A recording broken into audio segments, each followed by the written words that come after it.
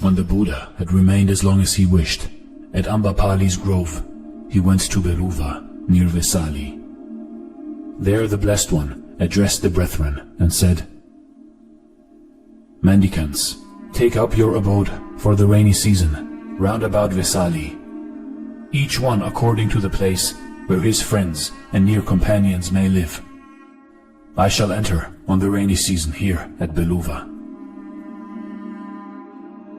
When Buddha had thus entered on the rainy season, there fell on him a dire sickness, and sharp pains came on him even to death.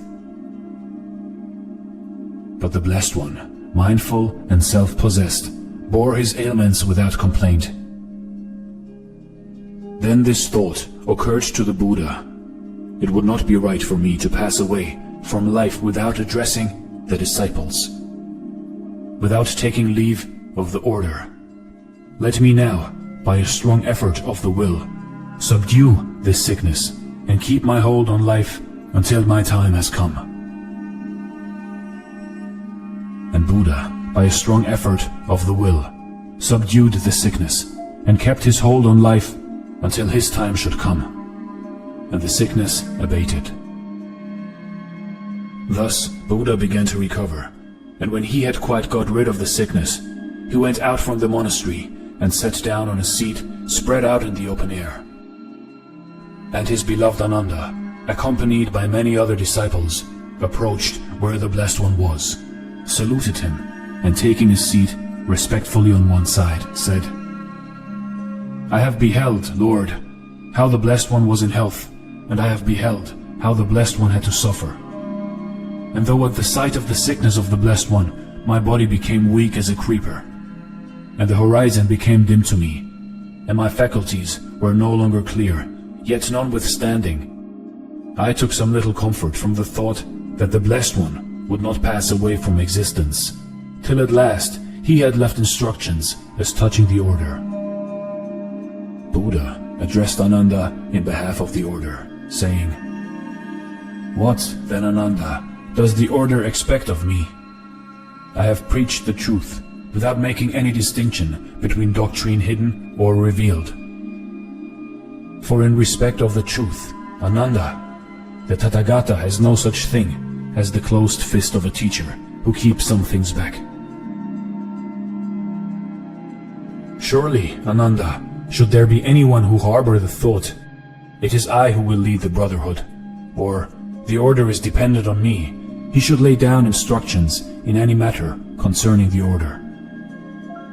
Now the Tathagata, Ananda, thinks not that it is he who should lead the brotherhood, or that the order is dependent on him. Why then should the Tathagata leave instructions in any matter concerning the order? I am now grown old, Ananda, and full of years. My journey is drawing to its close. I have reached the sum of my days. I am turning 80 years of age. Just as a worn-out cart cannot be made to move along without much difficulty, so the body of the Tathagata can only be kept going with much additional care. It is only when the Tathagata, Ananda, ceasing to attend to any outward thing, becomes plunged in that devout meditation of heart, which is concerned with no bodily object. It is only then that the body of the Tathagata is at ease. Therefore, Ananda, be you lamps to yourselves, rely on yourselves, and do not rely on external help. Hold fast to the truth as a lamp. Seek salvation alone in the truth. Look not for assistance to anyone besides yourselves. And how, Ananda, can a brother be a lamp to himself, rely on himself only, and not on any external help, holding fast to the truth as his lamp and seeking salvation in the truth alone, looking not for assistance to anyone besides himself? Herein, Ananda, let a brother, as he dwells in the body, so regard the body that he, being strenuous, thoughtful, and mindful, may, while in the world, overcome the grief which arises from the body's cravings.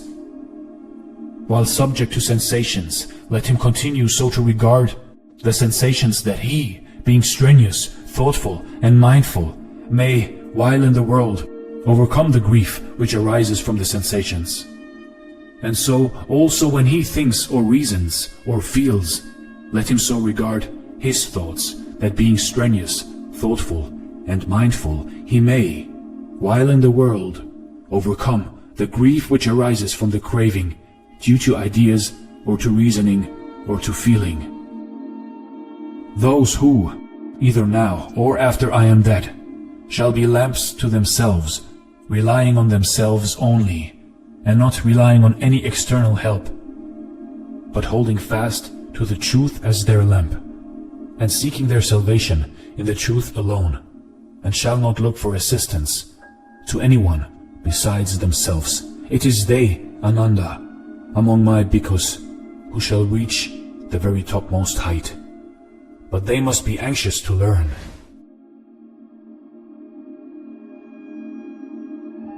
You see, in life, in your life, when in doubt, listen to your heart, listen to your gut feeling. You must be the rock standing in the ocean. If you have no one to hang on to, be your own rock, be your own savior.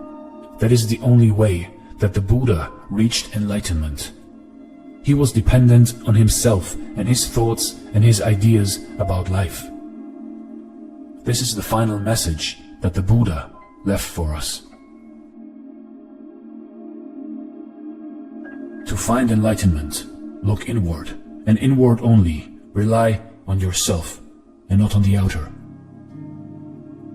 You can know this secret, but you have to truly understand this secret. With all of your being, with all of your atoms combined in your body, to truly become enlightened. This is there